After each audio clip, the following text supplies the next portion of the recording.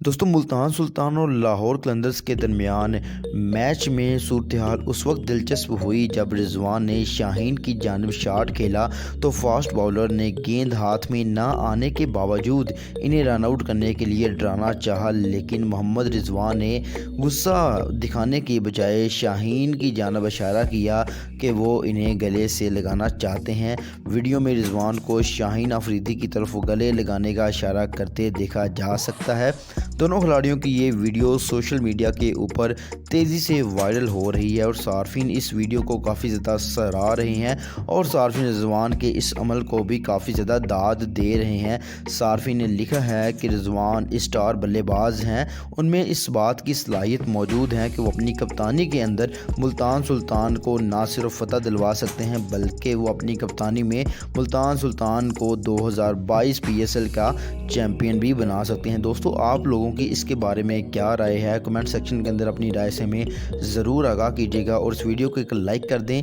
Channel को लाजमी subscribe कर लें ताकि आपको इस तरह की इंटरेस्टिंग वीडियोस डेली बेसिस पे देखने को मिलती रहें।